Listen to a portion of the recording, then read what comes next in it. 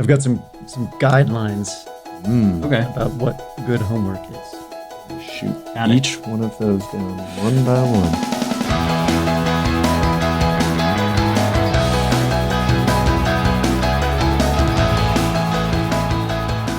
Welcome to the inaugural episode of the Teacher Talk, the Teacher Corner, where I have in my corner Mr. Mike Hude, Mr. Joel Sellier, and Mr. Elias Naegele joining me for a conversation about homework, the bugbear that we just can't get away from. It was with us when we were kids. It's now with us as teachers. It'll probably be with our kids' kids. But what are some ways we can make homework better or worse? I asked around at the faculty lunch table the last few weeks and noticed a surprising diversity of opinions. So for now, I'll draw the lines in the sand where Mike Hude, who is our college counselor, teaches in the upper school, philosophy and English, has some experience in the middle school as well. He's going to place himself firmly pro homework. Mr. Joel Sellier thanks for joining us, Mike. Thanks for coming on the podcast. Thank you. Mr. Joel Sellier, math teacher, summer camp coordinator, and wearer of many other hats here besides, including Golf golf coach. But I was thinking most specifically of making sure we're all well dressed That's right. and in the right shoes and coats. Well-heeled. Well-heeled. Nice. He is also firmly pro homework. So Pro we'll homework. hear about him from that. Thanks for joining us, Joel. Thank you for having me. And Mr. Elias Naegele is a lower school teacher, but also an alumnus here. So he has the full perspective of all three schools from the inside, you could say, and really wants to plant his flag in the anti-homework category, though he told me it was nuanced. Thanks for joining us today, Elias.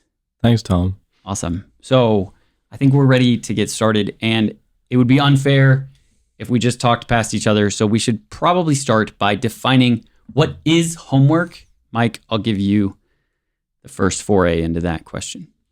Well, I know there's often a distinction that people make between studying versus written work. Growing up, I considered homework to be all work that's done for school that's not done in the classroom.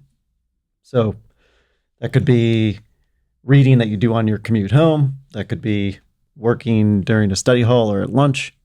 And then obviously anything you're doing actually in your home is what I would consider homework to be. But as long as we're all talking about the same thing, we can define it the way we want to, I think. Okay, Joel, why don't you pick that up and nuance it? Yeah, I like the idea of homework is anything that isn't given time to be completed in class. I think, leisure reading's extremely important, and that doesn't really qualify as homework, but really anything that's assigned to be done outside of the classroom hours, not much I would add to that. Okay. Elias, do you have anything you want to? I agree that those are what we would consider homework, and certainly what students consider homework is anything done outside the classroom. But I don't think the goal is for them, especially in the upper school, to think of there's studying work or reading that's assigned as homework. Why not? And what should they think of it as? Well, I guess I'd take it back. Let's first take it back to the lower school age, elementary school age, right? It's all written work that's assigned. Like if we went to parochial school, then we would have had worksheets to take home and fill out, and then we bring it back and hand it in, whatever, right? So that's where the idea of homework is begun.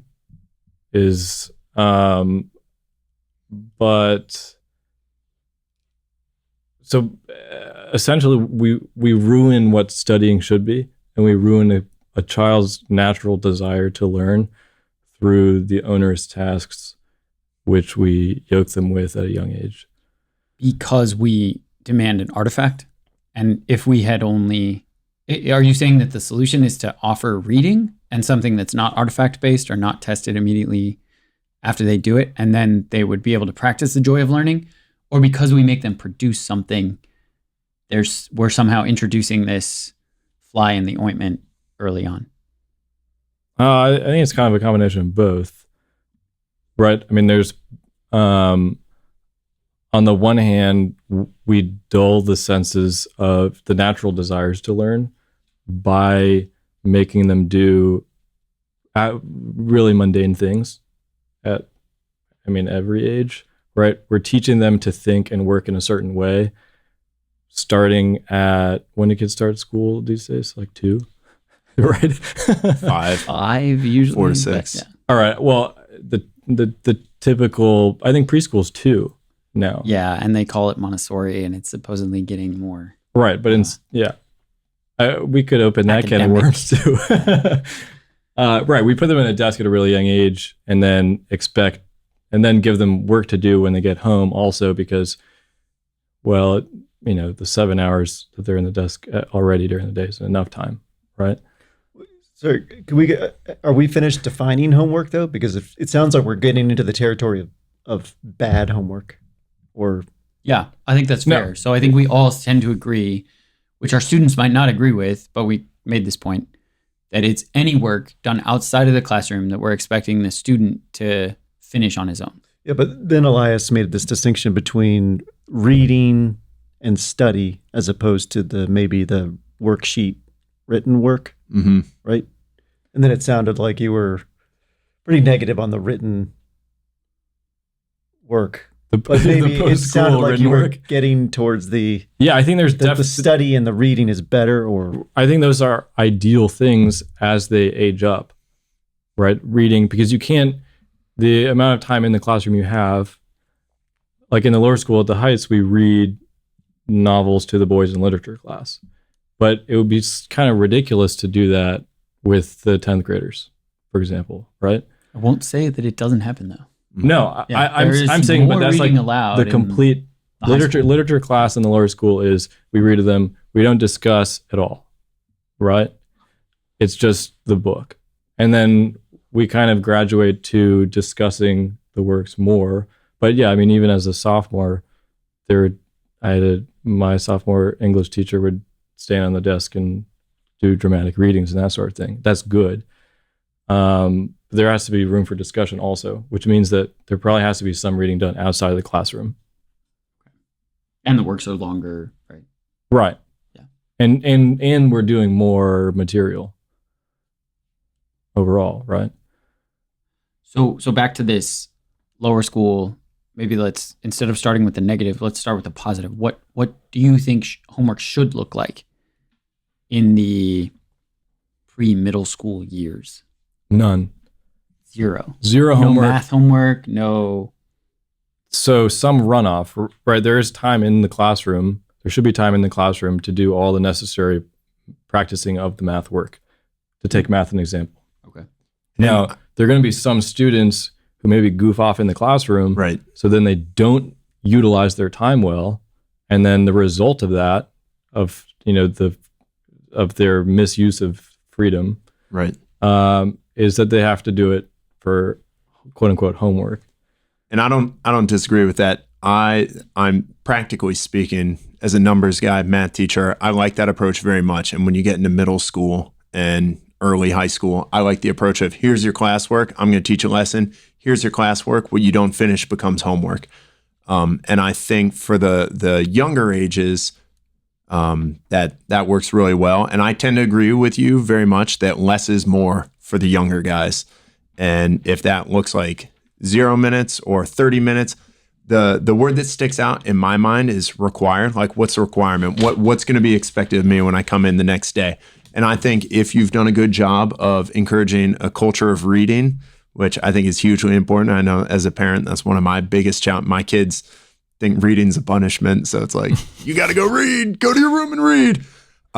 They do not read if left to their own devices. That's parental failure there. It is parental. Thank you for that. I wasn't going to call him out. Wait till your kids are older than 3 and come talk to me. But like going outside, go read, if they were reading more on their own, I think of the alternative. So like doing a few math problems. But if a boy takes 30, 45 minutes or more to do a problem set in 3rd, 4th, or 5th grade, that's too much time on top of other subjects. So I think I think you touched on something that's hugely important is motivation to get this practice work done in class. Classwork, what you don't finish becomes homework. I had a couple clarifications there, Joel, because that's an interesting one to me, thinking of like half of the class period being used almost as a workshop. Right. There's a couple advantages, but then I have a question. One is, you are there when they make a mistake. Right. So do they raise their hand and They ask? do. Okay. Yes, and not all of them. But it points to a different question. If the boy is hiding the fact that he didn't do his homework or doesn't want to, shine the light on himself for not doing a great job on his homework, sometimes he refuses to ask a question, doesn't want to bring attention to himself.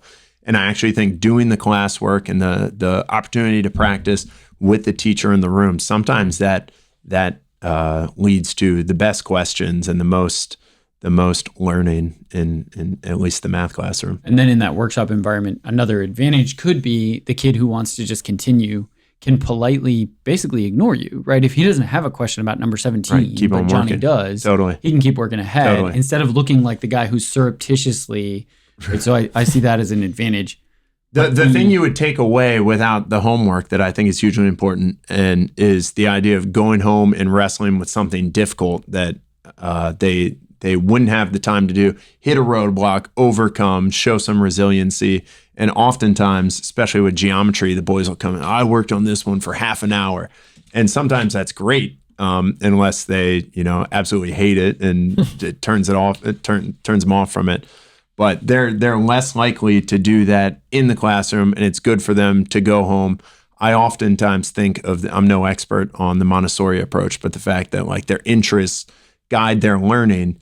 Oftentimes, I can't imagine they would be stumbling on much geometry on their own, but the ability to go home and practice it and go a little further. Some guys are going to be more interested in others versus I'd say the greater majority of them in class are going to be do the bare minimum, finish my class work, hustle to get it done, and then have no homework. It's a huge motivator. Yeah. So when you set, I guess that was the question I was leading up to, was when you set the amount, you're looking for an amount that your average student can do in 20 minutes. At the high school level, larger? I'm setting it as something that'll, motivate Will them to work in overflow. class, but overflow into homework. But Yeah, I mean, I think it's important that there be a variety of atmospheres in which students do work. I mean, school on its own, like they have to show up at a certain time, they get dismissed at a certain time.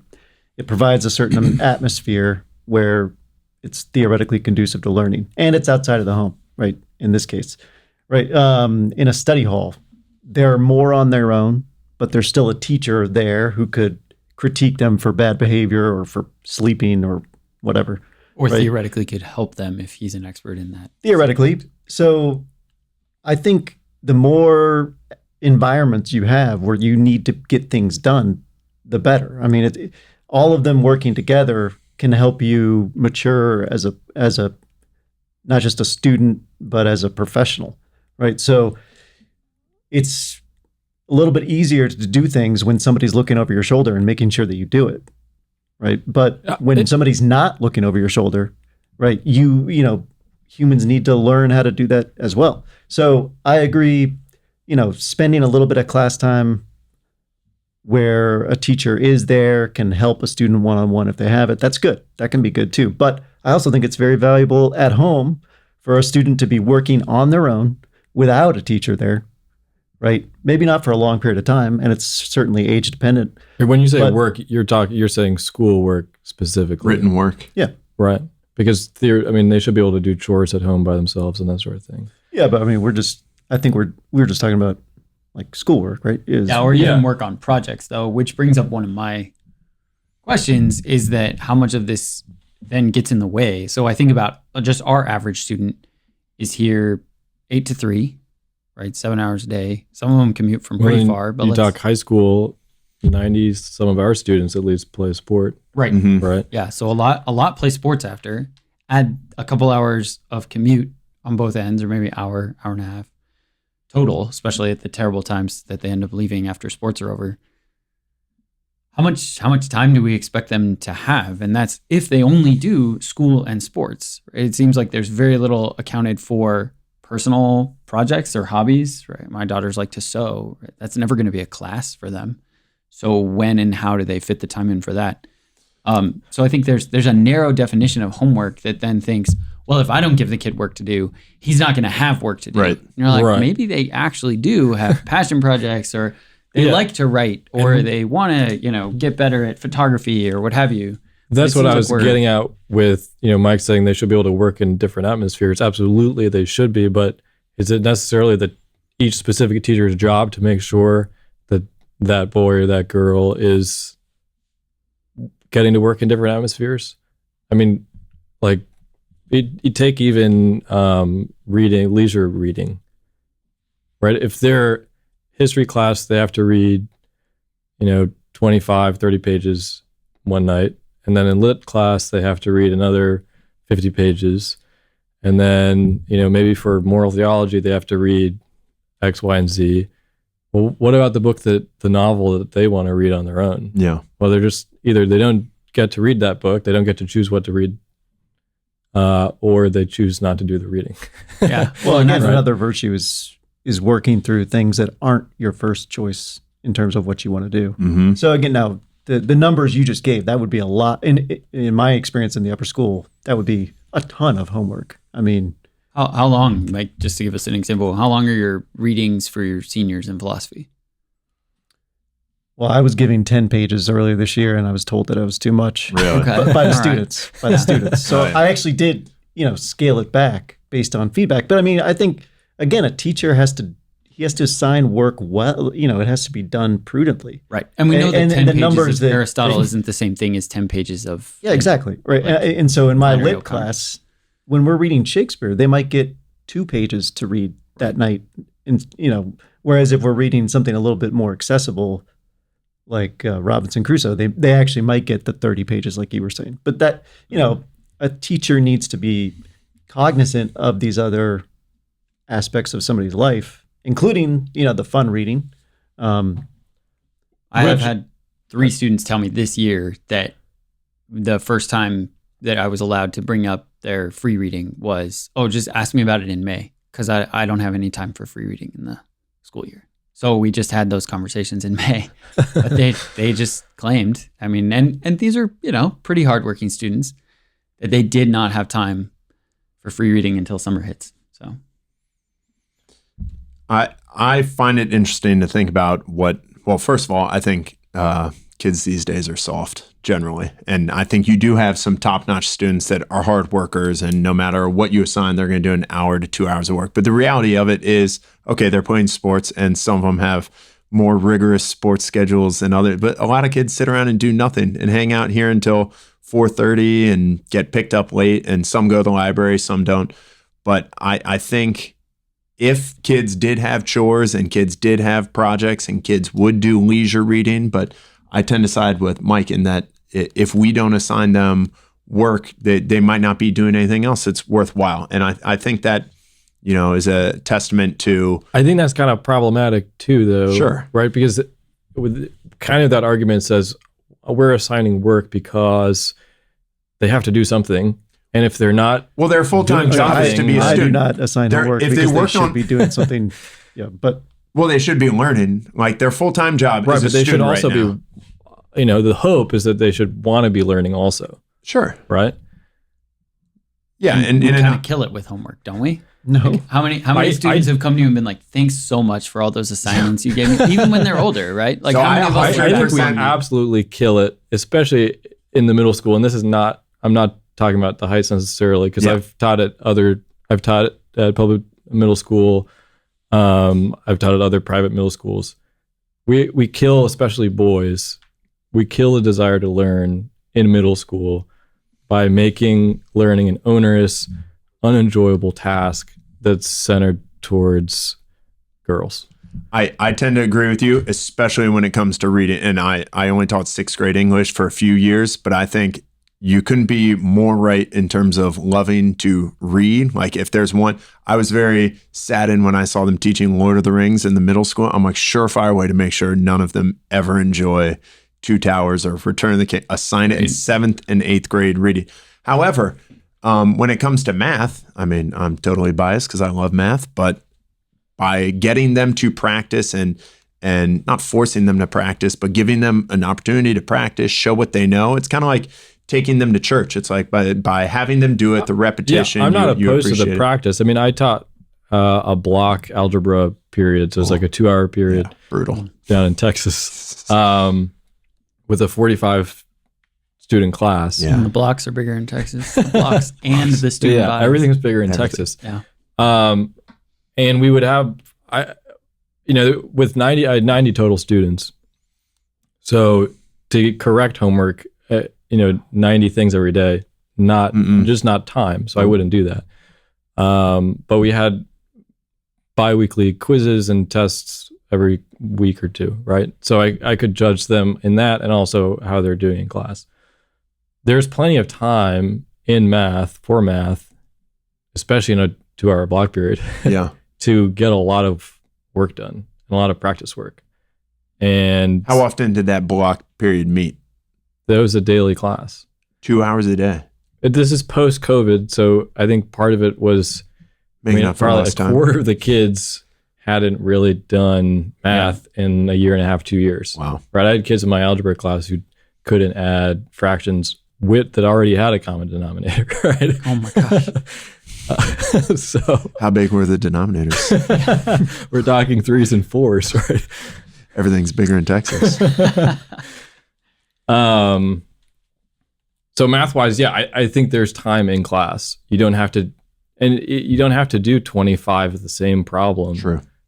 To hammer a concept into a kid's head. Yeah, so I think with some of these, it sounds like the question is still out there. Does the homework improve their learning? Does the homework develop their study habits? Does the homework prepare them for the future? And if so, in what way other than you're going to have to do things you don't like sometimes. Mm-hmm. So why not start now?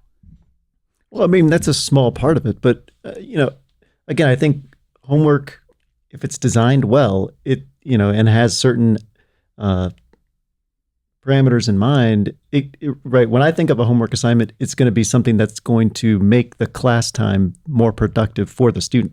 Okay. Right. And I know math teachers, for instance, they'll have the homework be something like read the chapter, outline the note, outline the definitions and the postulates. And that way they bring something to the class the next day, and they're not, you can actually be more efficient in the class time because they've done. So there's all sorts of different purposes to homework. And the teacher, if he's doing a good job, will keep those in mind. It won't just be, hey, I want them to experience resistance and pain, so let's go ahead and just give them something, because they're probably just watching YouTube anyway. I mean, that's I not think a good. Definitely is some of that. Not you, Mike. Definitely not me. I mean, we're not talking about me at all. Definitely not. But I know that it happens.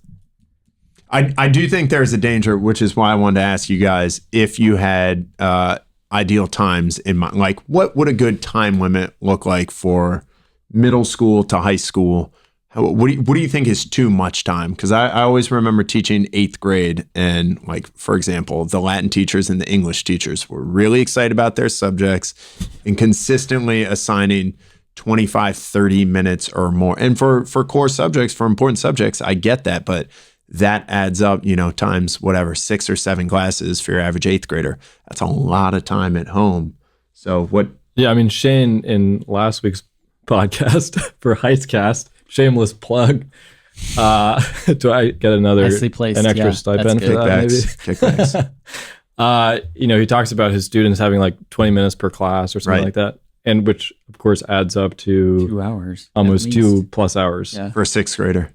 For a 6th grader, 7th, 8th grader. Yeah, that's too much. This kind of gets at, we've always thought of middle school as junior high. Tom and I have talked about this before. I think really middle school should be thought of as an upper elementary school, right? It's not really till 14, 15, 16, dependent on the boy, are they really prepared to sit in a desk for long periods of time and then do the extra work on top of that. And for most boys, I think leading up to that, if they're sat in a desk and they have homework every day, I mean, it's just not like why am I studying? Or homework is, it's just not really compatible with the young male brain. Yeah.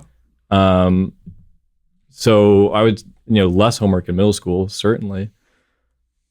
Yeah, and I think the same creativity that a teacher can have in preparing the students well is the same creativity that he can put on himself. Sometimes homework can be given out of laziness too. Right. You're like, well, the textbook is structured in such a way that there's 32 chapters and 32 weeks and 32 assignments. So here we go, right? And Plug discussion chug. questions at the end of each chapter. Right. Yeah, exactly. And this is my beef against textbooks, and I hate them so much I wrote my own. But the primary There's definitely some irony there. Right? anger there. Yeah. Textbooks are the worst. There's some irony So I'm there. gonna write.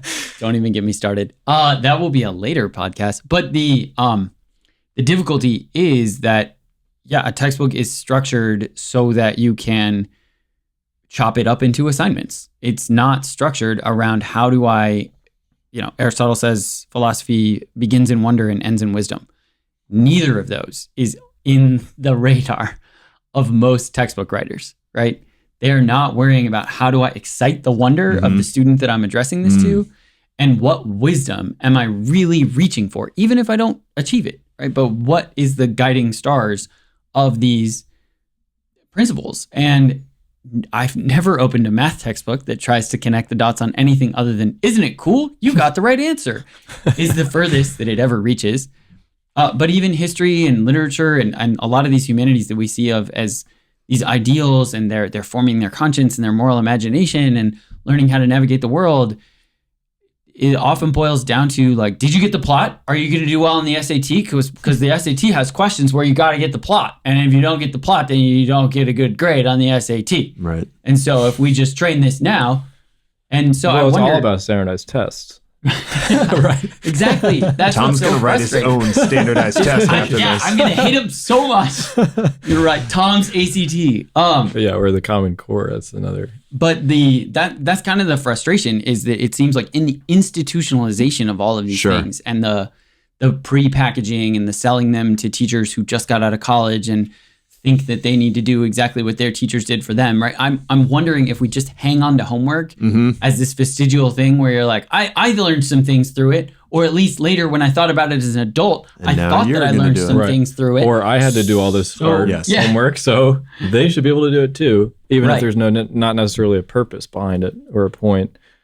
And connecting, I think the wonder and the wisdom is always what I'm looking for in my classroom and from my fellow teachers, right? Is where, sure, they're not going to enjoy every single day, and you're not going to have awesome seminars and these, brilliant insights in the essays every time they interact with you. But I think we really quickly lose sight of that in the minutia and the day-to-day grind that we kind of are like, the grind is life, right? Like Mr. Grad Grind. We all know that story from Hard Times, right? We've all read the opening chapter because it was assigned in a faculty workshop a few years ago, but where Grad Grind is standing in front of the classroom and just says facts, like fill their heads full of facts, right? And they talk about the horse as a graminivorous quadruped and blah, blah, blah.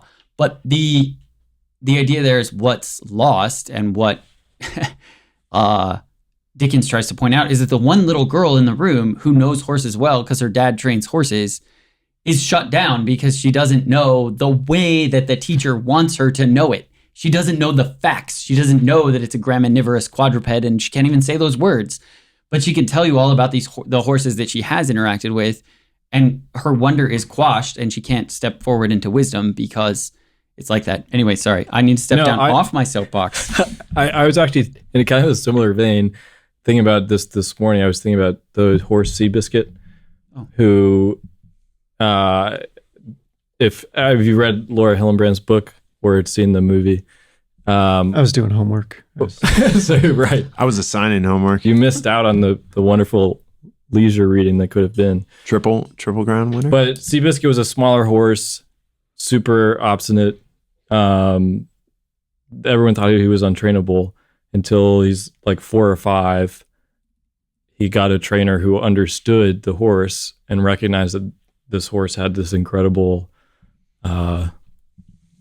horse's desire, I guess, right? Wonder and all. And Seabiscuit became, one of the great racing horses in certainly American history. I'm sure like there's some famous Arabian horses, actually classical horses that Alexander does the same thing right? with Bucephalus though, right? He sees what nobody else sees and trains him in such a way that he can get his trust, and then rides him all the way to Persia. So it's a very similar story there, right? But homework wise, right, we think of all the kids, all the students as being just this kind of amorphous student that needs a certain type of knowledge and needs to know certain things, right? That's like where the Common Core comes from. Everyone would benefit from knowing the same. Whereas, this is really only 100-year-old idea of what education is. What school is only 140 years probably. Yeah, if you go back to the probably Prussian go to model of breaking them into age cohorts. Was the first time for, I think Massachusetts was the first state that said you have to send your kids to school. Mm-hmm. Yeah. And then Mississippi was the last, maybe like the Mississippi's still there in the bottom of the barrel. 1917 or something. Sorry, like Mississippi. Anyways, it used to be that you kind of, whatever your family did was what you did. The oldest son would take over that. It was the third born and younger sons who went off and did crazy things because there are no opportunities at home, right? But now we just expect everyone to do the same thing, regardless of what their talents and capabilities might be. Yeah, although it seems like now we've stepped outside of homework and you're arguing for a larger... Well, I would say that homework is it's a brush fire of this larger problem. Nice. We're gonna fix education, but I digress. Solve everything today. The first podcast and the last podcast. Well, one homework assignment at a time, right? We'll probably give our listeners homework after this. So let me ask Elias this, because I wrote down some kind of parameters for lower school, middle school, upper school. I tend to agree less is more in the homework department, and you now have a middle schooler, right? He's out of the lower school. So maybe Elias first, to kind of put your money where your mouth is in terms of what do you assign as a lower school homeroom teacher? Like, I'm fine when my son comes to lower school here for like 20, 30 minutes or less. Like, do some leisure reading between math and maybe some science, like natural history to guide our nature walk tomorrow. Here's 20 minutes. Look over this worksheet. What are you assigning? And do you think it should be less than 20, 30 minutes or more? Yeah, I'll run through my classes. Probably the top 30-40% of my boys will finish their math in class. There's one or two who will finish like one or two problems, right? But that's pure choice. That's his own fault, not capability. Can we name names or here? opportunity? No. Give us names. Language arts, there will be some. Maybe once or twice a week, I'll give some, but usually we try to finish that in class, even reading as a class. For language arts, it's grammar, diagramming sentences, that sort of thing. Literature, never any homework. History, never any homework. Natural history, never any homework. So you don't, with the exception of, there's no fun reading. So there's an expectation. It's not fun if it's assigned. There's an expectation. Wait, Mike. Well, that's what I'm asking. Patience, right? Well, so there's an expectation that each boy will read about 20 minutes per day, whatever they want. Great. Is that assigned? And it's not assigned reading, but it's graded. It's an expectation that is not graded. No, that's it's not good. even checked. Right? That's between when I meet with their parents, at least every quarter, I check in. How's the reading at home? For some of them, he loves reading. We can't get him to stop reading. He stopped doing his Saturday morning TV and just reads in his bed. We don't understand why. Others, the boys actually get out a timer, and as soon as it hits 20 minutes, they chuck the book and they run outside, whatever. And then for lit, we'll also memorize poems once a month. Nice. So, for some boys that takes longer than others. So what's your nightly estimate? It sounds like 15 to 30 minutes. Yeah, I think that's We're not about counting the reading. Okay. if Not counting the 20 minutes. not counting the homework. reading, That is not homework. then Totally optional maybe reading. 15, 20 I'll just throw out of as like a actual parent, work. right? In the summers, I will make my kids in the middle of the early afternoon do R&R, which is rest and read. So Mhm. you don't have to read, Quiet time. but you have to be inside, door closed, in your room. You can Quiet take a time. book, right? Yeah. But like a lot of reading gets done in our house in the summer because of that. Because So- if you have so- the right boredom-inducing circumstances, Well, not to mention the 95-degree humid days that we right? have Yeah, here. they're hard. Who here. wants to be outside? Yeah, You it's- go inside and you read. the Funny- time of day that's easiest to read? Funny aside, but story I want to share from when I taught religion. It was a short stint teaching 7th grade religion, but it kind of speaks to what we're getting at in terms of keeping up with the Joneses, if you will, for the homework and like the educational system.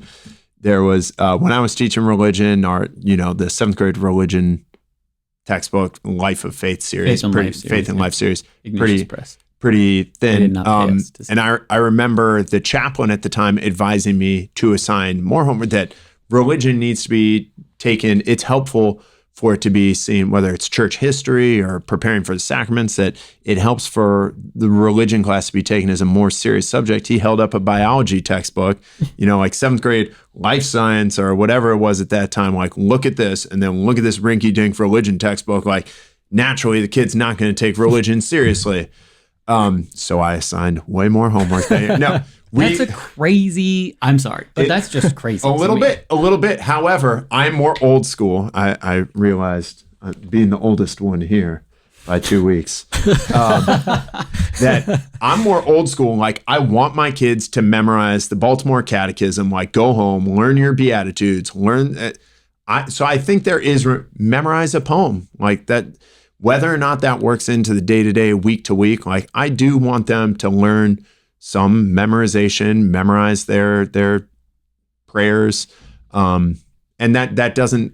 But I remember that striking me as funny, that like, oh, we got to keep up with the real subjects. Yeah, that's absurd on so many levels, and brings back my like hatred of textbooks. But I'll just say two things on that. One is the memory work that we shouldn't assume is a solo project.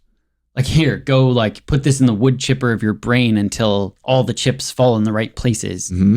It like I do in my classroom, like Latin class, we'll start with a prayer. When we've memorized all the prayers, we sing hymns like of the church, anywhere varying in age from anywhere like 600 years old to like 1400 years old. Without assigning it, like, you need to. And then they know that there's a couple things that I'll do in my upper level classes. Memory Monday, right? Whatever we're working on, we work on piece by piece on Monday, but I'm always the example, and I always set the bar for where the A is. So I've memorized it first, and then I perform it in front of the class or write it down or whatever, and then that's what an A is. So they know that we're all working on it together. We'll spend a little bit of Monday talking about it, and then we'll talk about memory techniques. Hey, does anybody write down the first letter of each word on a note card and put it in their back pocket and just take it out and do the spaced repetition that way? Does anybody try to write it out from memory as well as they can? Right? Again, the first letter being a faster way to get through a whole poem and really test yourself. So I don't like the idea that memorization only is this thing they do at home. Sure, it requires time of them, and they need to invest in it. But I think memorization is best done, corporately, right? Like, how did we memorize the parts of the Mass? Not really by sitting down and being like, Gloria, in excelsis Deo. I forgot, right? That's how I memorized the Sanctus, personally. Again and again, until it was like, way deeper inside our bones than we could ever do. So I don't know. I'm like, I hesitate to say. No, I think the repetition, like we say, before lunch at noon, we say the Angelus every day, and the Regina Caeli during the Easter season, and all the boys, they're 10-year-olds, they all know it by heart. That's great. And only because we say it every single day. And even the poems, like I asked a boy the other day in class, what's the 17th word of a poem that we had memorized in October, and he counted it off and gave me the word. Pretty good. Right. So, they know these poems. It's not memorizing just for the sake of regurgitating and forgetting. Well, I mean, it sounds like we're just going back and forth between complaining about bad homework and then talking about good homework. So, I mean, I think you're proving me correct, which is that homework is very good when assigned well. When assigned well. And my experience with my son had 3 years in the lower school. It had exactly the type of homework that you had, and I thought it was great. Nice. That was just the perfect balance of, you got to get a little bit done on your own, and then do a little reading, expectation, not assigned. So it sounds like But that was a great balance.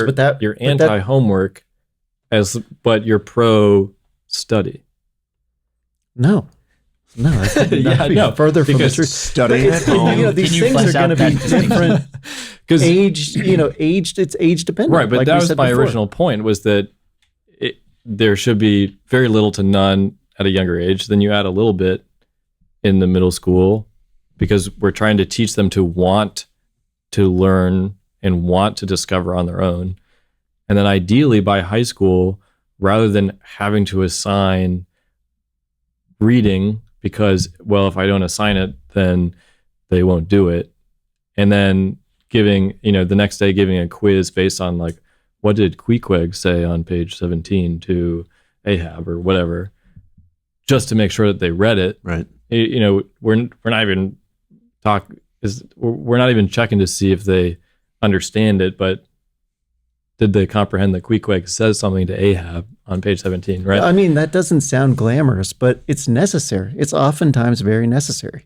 But Because ideally, it students should be don't just necessary jump- kind of as a guide, right? Where the teacher is saying, hey, this is what we're going to be doing tomorrow. And then the student, right? And I'm talking in the ideal world where the student's like, oh, well, I better prepare, right? And he does it on his own. And there will be some boys who do that. But I think as a whole, we don't, and when I say we, I'm not talking about the high school, I think kind of societally, we don't teach to lead as much as teach to say, well, you should know this information before you go to college. Oh, I don't think it's, I think of homework more as, again, making class time more efficient and building virtue through a whole host of things. Can you get more specific on the virtues built? Sure. Time management, independence, self-reliance, resourcefulness, goal planning. I have a list right here. How are those this not does get all back Just to off your, the top of my head. Yeah. This does get back to your point earlier, which I know I don't want to get too far afield from what we were talking about, but you were saying, if they're playing a sport, they've got a family, they've got these other aspects of their life that are valuable and are important. How does homework fit into this? Well, again, this juggling act continues on throughout life, Mm-hmm. and that can be a good thing about learning how to handle the homework with the sports, with my passion project or whatever it is. It might involve having to move your schedule around and do certain things. So Does it always involve, though, accepting, for example, that a lot of the virtues listed there will turn out to actually be supporting vices, which is, if I just need to get this work done, maybe my resourcefulness is letting AI summarize the text for me and then using that to study for the test, or go to old-fashioned reading, Spark Notes. Because I find it really difficult to assign anything to go home and not have 50% of my students think, how do I seem rather than be? How do I look like I did this without doing it?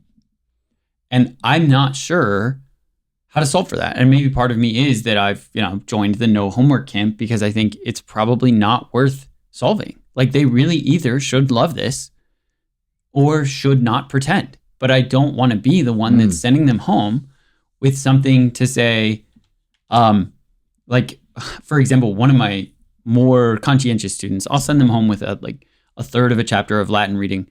Sometimes we try to get it done in class, which is a good way to incentivize them paying attention in class. But they'll ask me, they're like, if I can find an English translation of this, is that cheating? And I'm like, well, that's good, because that's 1 out of 30 that would actually ask that question, right? 20 of them would just be going and reading it and no big deal. And I wasn't even sure that it was, right? Because what this kid wants is comprehension. And if he's willing to still look at the Latin and not just take, in the same way that Spark Notes could probably help you write a better essay, as some of the boys claim to use it. Why? Because the college student that Spark Notes paid to write the summary is smarter than you and has seen things that you didn't see on a first read at 15. So I guess that's a lot to throw at you, but what do we do with the fact that a lot of those virtues that you listed honestly become vices when the kid would rather seem like he had those things and doesn't care about being the person who has I those don't things? think. I'm just gonna. Well, let's dogpile. Yeah, why not? Right. Right. I think all those virtues can also be learned in other more productive ways. Also, right? Parents have this idea that okay, I send my student to school. The school will then cover everything, cover my, primary job as primary educator from when the kid wakes up, is put on the bus to when they go to bed, because they get home at 5:36. If they have a sporting event, then they have 2 hours of homework. Then they eat dinner. Then they're allowed to, play video games for an hour or whatever. Yeah. And then they go to bed, and the parent's like, "Sweet, my job's covered." Whereas if they could be more productive, either, definitely at a younger age with free time, playing in the neighborhood, climbing trees, that sort of thing, to older, maybe getting a job and then actually seeing the value of work. Or even helping out around the house. Or- like a lot of right. these boys don't make, a lot of our students don't make dinner. They can't do dishes. They don't do laundry. Sweep the I'm like, floor. you're just going to learn all those things when you go to college, right? Yeah, Like, but is that because they're doing too much homework? Too I think work. they have a ton of free time on their hands, and I think some you of my guys tend to students be will respond to me with, my parents say that schoolwork comes first, Yeah. and I have to do that But before on the I whole, contribute to the family. whole, I think they have way more free time than you're giving them credit. I think you guys are focusing on the exception rather than the rule. Like, these guys have a ton of free time. Like I said, hanging out after school, they could be in the library. They're not in a rush to get their homework done. But I think while some kids may be anomalies and get it all done in school, or if they had free time, they'd be going to their club team practice and then coming home and cooking dinner and all those things. But I think it's such a difficult question, because in an ideal world, yes, they could get a job, or yes, they could go play in the neighborhood. But I don't see these virtues turning into vices, except maybe at the high school level for like the more nefarious students. But in an ideal world, I would agree with you 100%. But in a fallen world and the world we're given and parent expectations, I would definitely agree with Mike that they're more likely to learn those virtues by going home, reading, writing a little paper, an in-class essay, doing the reading. I'll assign like 6 or 12 geometry problems. I discovered this at the end of the year. 6 problems on one side, and then write notes on the next section on the other side of loose leaf and turn it in every day. And I was blown away at how homework went through the roof. Just by collecting it every day, they wanted something to turn in that they could take pride in. The quality of the homework, this was just in like March, April, May, went through he's checking it the next day. I should make sure my notes are actually pretty decent. Whereas when they were doing it in their notebook, it was like the 5 bold words, 1 example, get it done, and go on to the practice problems. But I'm with Mike in the virtue department. Well, I think to some extent, we're talking past each other. I mean, like Elias, what you were saying about other ways to build these virtues, I completely agree. I mean, and again, that goes back to the age dependency of this. I mean, again, as a younger boy, I mean, playing outside, working outside, maybe doing household chores, those sorts of things. There shouldn't. I agree. There shouldn't be as much homework at that age. But as a student is growing and getting to the point where he's about to go to college, and now it's $100,000 a year, which is a joke, but that's the reality. That's the reality. Yeah. Next year it'll break that. So what were we told, or I was told in college, that for every 1 hour of class time you have 2 hours of work. And what's a full load in college? 15 to 18 hours. 15 credit hours. That means every week you're in class 15 hours. You're also probably 5 to 10 minute walk from class. Our boys have 168 hours in the week like everybody else. They sleep 64 of them, let's say, more or less. So that's 100 hours, right? You guys are the math guys. I Of those 100 hours, they already spend a full-time job here. Just here, they spend 40 plus hours in terms of the commute and being physically at school. So pretending that they have a lot of time when school is their full-time job. If I could just continue they've with my already spent a point, full-time which I job have no here. idea what this has anything to do with what I said. No, Mike, So, it has everything to do with it, right? I haven't been able Because to you're talk. saying I promise I'm talking to you. Let him in finish. Wait. college, I completely agree, right? College is kind of the ideal in that, yeah, you go to class for maybe 4 hours a day, and then you go to the library, and everything's walking, right? You can walk to class, walk to the library, walk to the coffee shop, walk back to the library, walk to the rotunda, whatever. Okay, If you're lucky enough What are to we go talking to about? Why don't we let's let Mike finish and then Elias can. But here, right, a lot of the guys here at the Heights, at least, and this isn't the same elsewhere, they have an hour commute home too, an hour and a half plus in DC traffic, right? So it's not like Gosh, what miserable lives our students have. Gosh, that sounds awful. But I should give them 100 more homework. hours minus a full-time job is, right, like they've got the rest of that time for family, sports, and personal activities. I don't see that as copious amounts of time. Sure, it's more than we have in our 30s and 40s because we have a lot more responsibilities. But they're growing up. They're trying to figure themselves out, trying to figure out what they're good at, who they can help, how they can help them. So again, getting to your point, I don't even know Yeah, where to go because my I don't point, see how that continued in my thought. But so you had made this point about seeming to be versus actually being, and I think that's a very good distinction. And I think it's a reality of the fallen world here that humans we don't start out necessarily wanting things for the right reasons. That has to, we have to be trained. I mean, we're not much better than dogs in this respect. Like our desires initially, our desires initially are not attuned to virtue, right? This is why Aristotle talks about the role of a parent in getting their children to desire the things in the right way is so important. He says that's like more than half the battle. And so I completely agree with you. Some of these virtues, right? Right, a virtue is the mean between two extremes. What you described with, bad resourcefulness or cheating, right? That's a vice, right? But part of education is getting students to figure out, well, what is the mean? What is proper resourcefulness between two extremes that are vicious, right? Now, in many cases, right, AI or the English translation for your Latin work, right? Which I'm not sure that's cheating, by the way. Okay, well, again, so that's part of finding the mean, that the actual virtue of resourcefulness between these two extremes. Okay, so education from a young age all the way to college, right? It's a slow progression of those various atmospheres of external pressure when it comes to learning how to work. And I think early on, right, there's more structure. And when you get to college, there's a very little structure. And what happens is a lot of times those students who didn't actually learn these virtues, they get to college, no one's looking over their shoulder to make sure they're doing the work.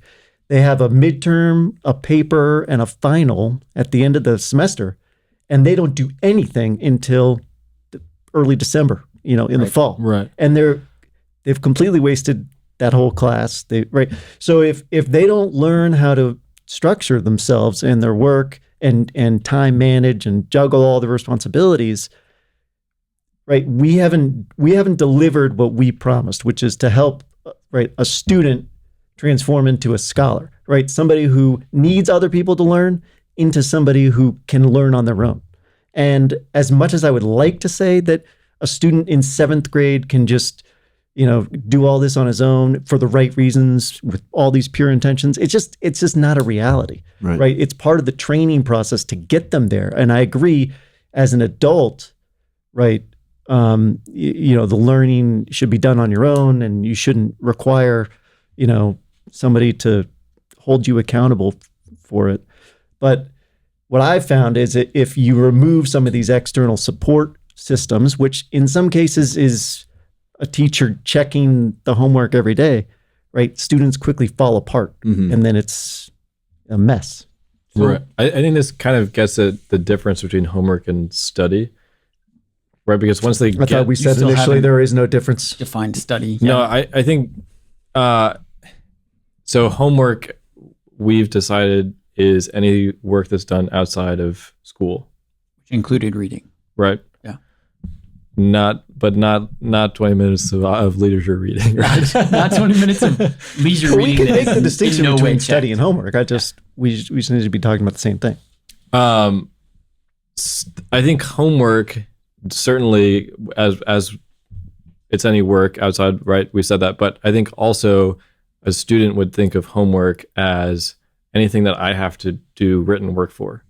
I would argue that most students, when it comes to reading or studying, if that's all they have, like maybe they only have to study for a spelling test and read, hopefully we're not doing spelling tests in high school. So let's say all they have to do is study for a spelling test and memorize and work on the memorization for the first stanza of a poem, right? They're probably going to go home and say, I don't have any homework, right? Because it doesn't necessarily count. I think if you ask a high school student who doesn't have any calculus, all they have is, read 10 pages of Aristotle and prepare for a science test, they're probably going to say, I don't really have any homework. Would you disagree with that? Well, I mean, if they say that, they would just be wrong. I know, but I'm saying, like, when a student thinks of what homework is, they're not thinking of of sitting down and doing work that doesn't include writing down things. So if you were to ask Right? them, do you have any study work? They would say yes. Study work. Nice. Study work, studying to do, right? Well, yeah. I mean, Yeah. what I'm trying to get at is, like you said, I'm saying from a you student's perspective, there's a difference. First of all, I would push that further and say that there is also a difference in that studying can only be checked through the class discussion the next the day quiz the next or day. the quiz. Yeah. Right? Whereas homework is handed in on a nice piece of loose leaf with problems on the front, notes on the back, whatever. Yeah. Right? There's a history teacher here who does a quiz every day on the reading. It's low stakes, as he calls it, but he puts the quiz there But it's like, every day. Did they do this? So that he can have a good conversation. He Right. thinks, facilitate the good conversation.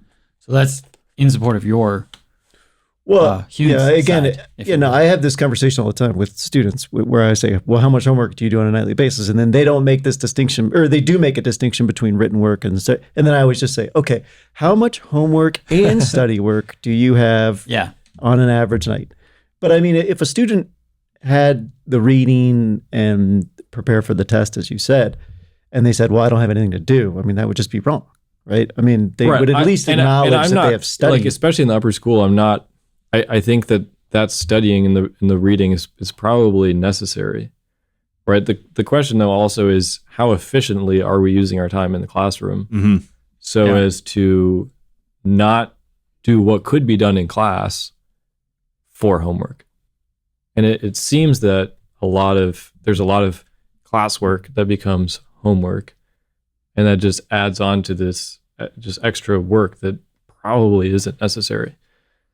Yeah. Well, again, I think there's some value to having some classwork, but there's also value in being able to do work without a teacher there, who can just come look at your paper when you have a question. I mean, and this is why it's good to have colleagues to have iron sharpen iron, because I think we convinced you and you convinced us.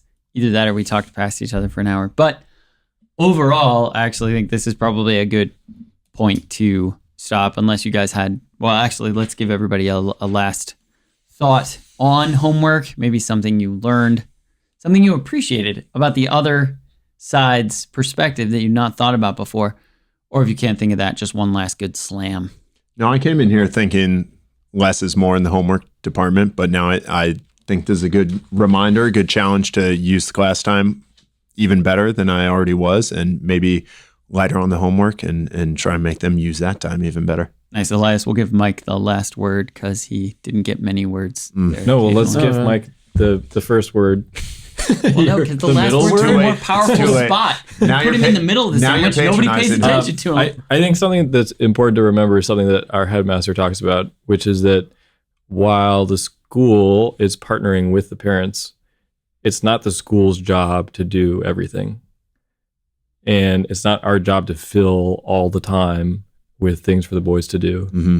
And it's not our job to teach all of the different things that is going to make the boy grow up to be a man. Like, we're relying on this joint partnership with the parents. And if, the more schools that have a parent-teacher partnership rather than teacher works for the parent, or vice versa, as it may be at some places, the better off the students are. Mike, closing thought. Closing thought, I think the careful listener to this conversation will see that everything that's been said reinforces my points, and I appreciate your presence. Thank you. Everyone's just on Mike's side. Awesome. You may not know it yet, but you are. You're saying everything that you're saying. It agrees from the outset, with me. we said it was a nuanced. For homework, I want Conversation. everybody to go home and think. I think thinking can be described Does as thinking homework. count as studying? Yeah, so thinking You're counts. going to check this tomorrow. Think about the arguments and get back to us. But we will see you on the next episode. Thanks, guys, for joining me Thank you. on this podcast. All right.